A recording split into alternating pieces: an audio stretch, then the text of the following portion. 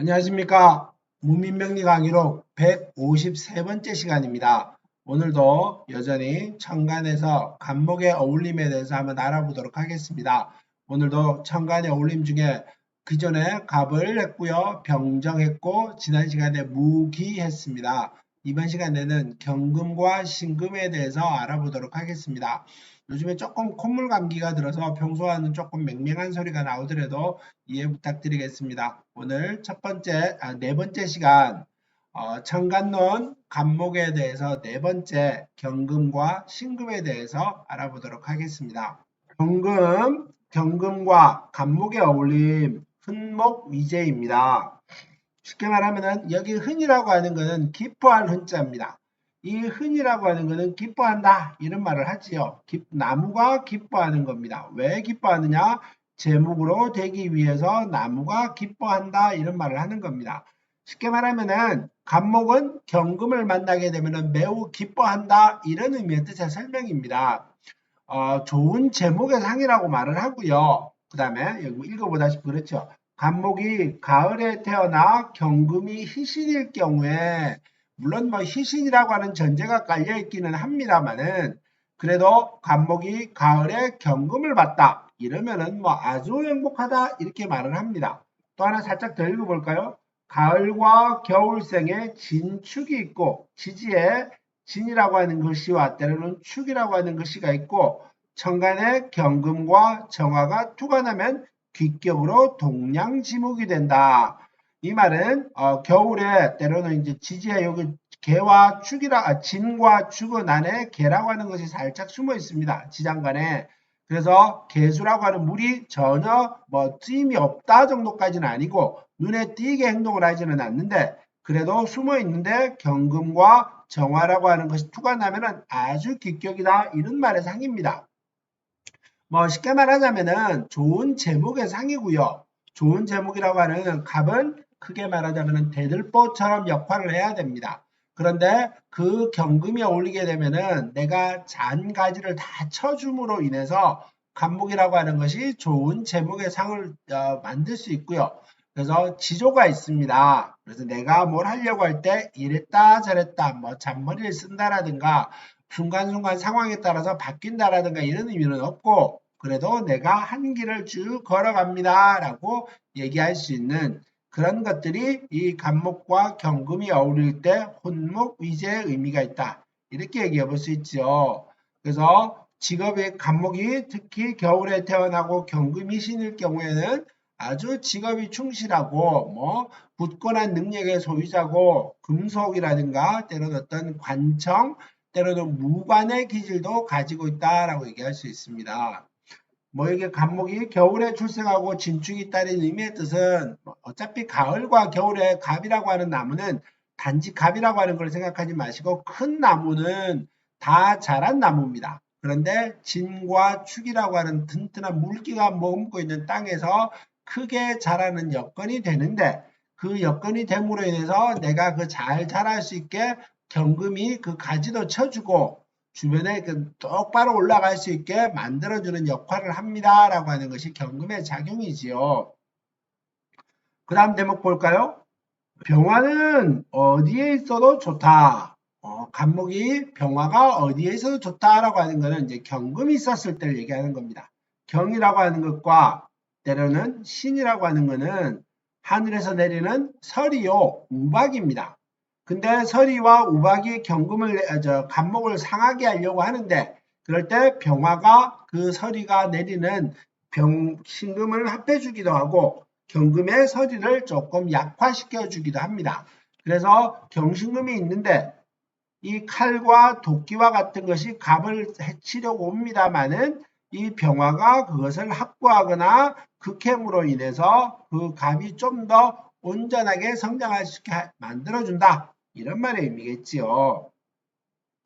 가을철에 갑목이 뿌리가 튼튼하면 경신을 보아 가지를 쳐주어 고준 제목으로 바뀌므로 격이 좋다. 아까 조금 전에 위에 말씀드렸던 내용과 똑같지요. 그래서 갑이 경금을 가지게 될 경우에는 그 격이 우수함으로 인해서 가지도 다 쳐주고 뭐 쓸데없는 그런 것들을 다 막아줌으로 인해서 그 값이 대제목의 기질을 가질 수 있게 행동을 한다. 이런 말이겠죠. 그 다음에 봄철에 감목이 뿌리가 약할 때 경금을 만나면 밑동까지 잘라버리게 되므로 합격이다. 아까 말했다시피 경금이 희신으로 쓰일 때는 경금이 희신으로 쓰일 때는 가을이고 때로는 겨울입니다. 그래서 경금이 희신일 때는 이런 어떤 뿌리가 상한다라고 말하지는 않는데 봄철에 태어난 감목입니다.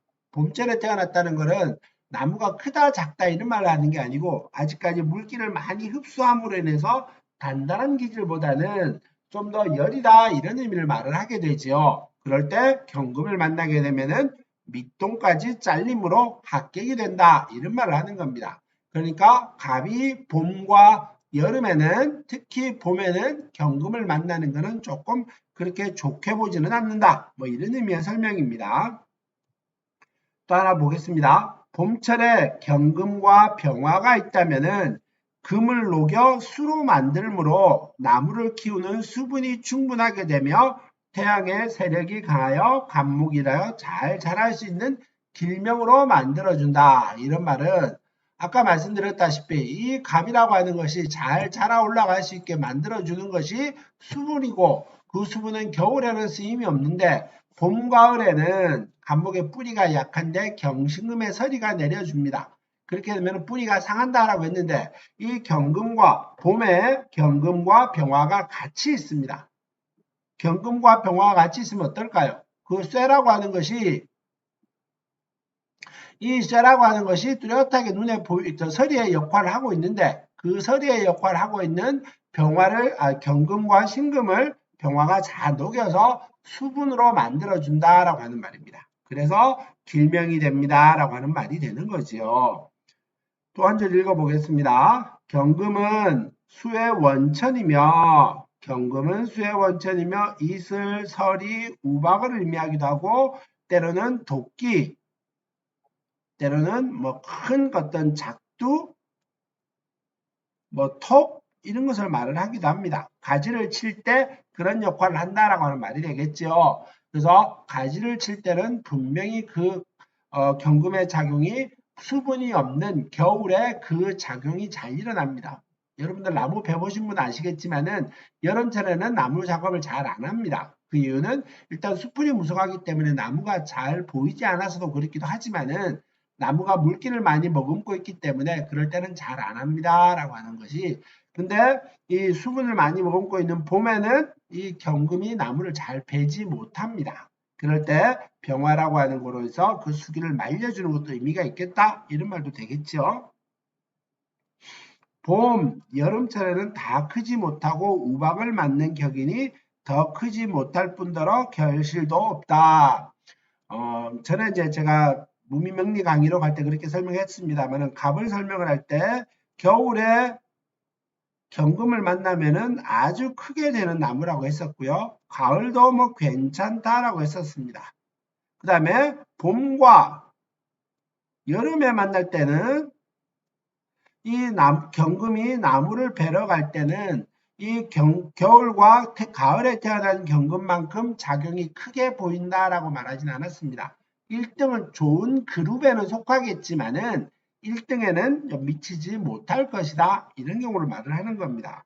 그래서 크지 못하고 결실이 없다. 물론 뭐 모든 걸 다 예외적으로 설명하자면 끝도 한도 없습니다. 목이 너무 많을 때 목목 이렇게 목이 너무 많고 지지에 잇목도 있고 이럴 때는 이 경금이 그 역할을 하기도 합니다만은 그래도 뭐 너무 목이 많다 이런 태왕하다 의미까지는 좀 어렵겠지요. 그 다음 줄 보겠습니다. 가을에는 경금이 과일이 잘 숙성하도록 도와줄 뿐 아니라 불필요한 가지를 제거해주니 그 역할이 좋다. 뭐 이런 말이 똑같습니다. 아까 말했다시피 가을에 나무를 잔가지를 쳐줘야 곡식이 햇볕을 잘 받아서 과일이 햇볕을 잘 받아서 맛있게 여물기도 하고 단단하게 뭉쳐져서 그 수분을 뽑아냄으로 인해서 그 색깔도 아름다워지고 뭐 맛도 당도도 더 높아지는 그런 역할을 가을에 경금이 한다. 이런 말이 되겠죠. 가을철에 나무는 가지가 너무 많으면 무거워 나무가 찢어질 염려가 있으므로 잎을 제거하여 낙엽으로 만든다.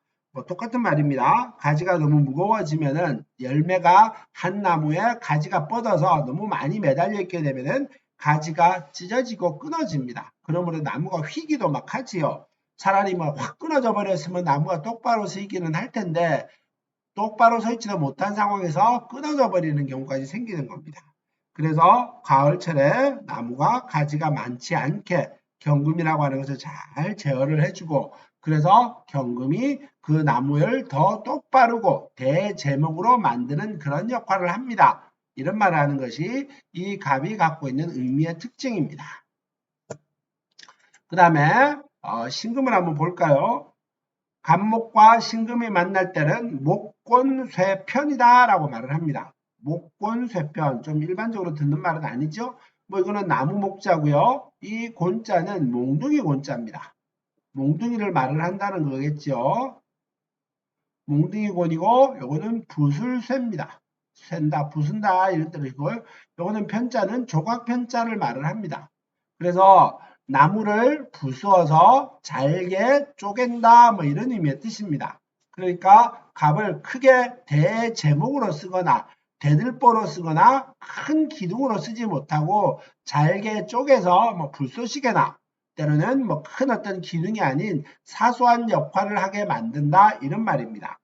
그러니까 갑이 경금과 만날 때는 그 역할이 아주 강해져서 잔가지를 쳐줌으로 인해서 이 갑이 큰 대제목, 대들보로 자라나게 합니다만은 갑이 신금과 어울리게 될 때는 대들보 역할보다는 뭐 불쏘시개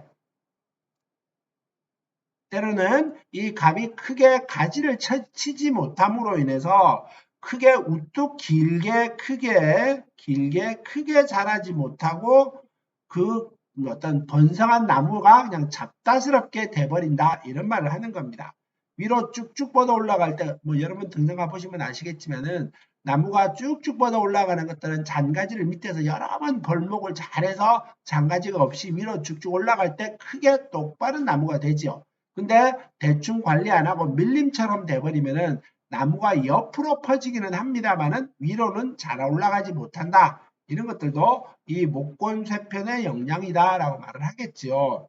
그래서 보면은 고위직에 오르기는 힘들다. 이게 아까 갑은 병화가 있어야 됩니다 라고 했었는데 이 신이 있음으로 인해서 이 병화가 갑의 어떤 역할을 도와주기보다는 병신합함으로 인해서 이 병이라고 하는 귀한 작용을 하지 못하게 만들어 버립니다. 그래서 이 신이 있다는 것은 병을 합해서 이 갑의 영향을 크게 못 준다. 좋은 의미로서는 크게 영향을 못 주기 때문에 신금을 싫어한다. 이런 말도 되겠지요. 그 다음 보겠습니다. 경금과 비슷한 작용을 하나 음금이므로 경금과 비슷한 작용을 하기는 하나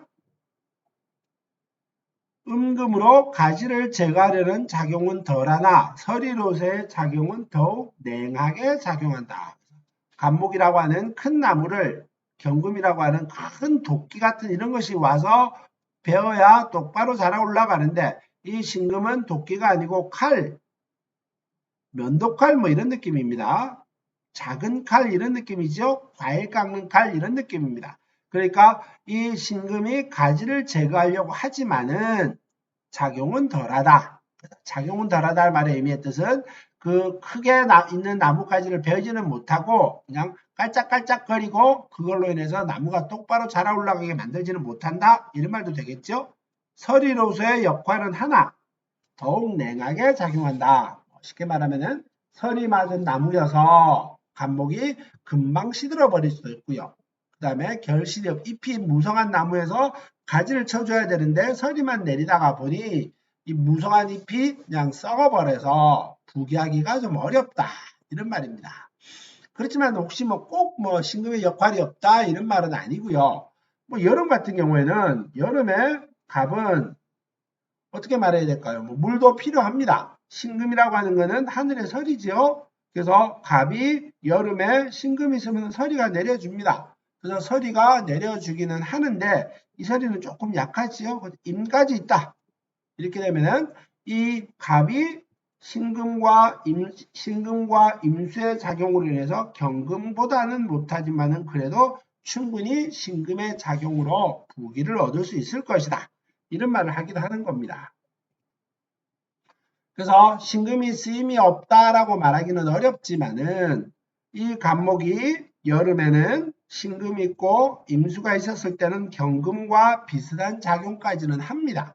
그러니까 이 없다라고 말하지는 마시고 구성이 간목이 단지 경금과 만날 때 이런 의미보다는 간목이 신금이 좀 더 좋은 역할을 하려고 할 때는 조건이 조금 더 몇 개 붙습니다. 그럴 때는 이 신금이 귀한 작용을 합니다라고 말하지만은 꼭 그렇게까지 말하기는 쉽지 않겠다. 그러니까 경금의 갑을 좀 더 제어를 잘하고 가지를 배고해서 대제목, 대들보, 큰 기둥으로 만들기는 한다. 겨울과 가을일 때는 더욱 그 역할이 크다. 이렇게 생각하시고요. 그런데 겨울인데 갑이 있고 경이 있다. 정까지 있으면은 겨울생일 때는 금상첨화입니다. 이렇게 되면 아주 크게 되는 인물이고요. 가을일 때는 뭐 경금이 있으면은 뭐 정화는 없어도 정화는 없어도 병화만이라도 있어도 그 갑의 영향까지 받아서 크게 되기는 한다. 이런 정도까지를 기억하시고 마무리하는 게 좋겠습니다. 오늘 수업 간목과 경금과 신금에 대해서 알아봤습니다. 하나하나 너무 긴 영상보다는 짧게 올리는 게 좋을 것 같아서 오늘도 수업은 여기서 마무리하겠습니다. 다음 시간에 뵙겠습니다. 감사합니다.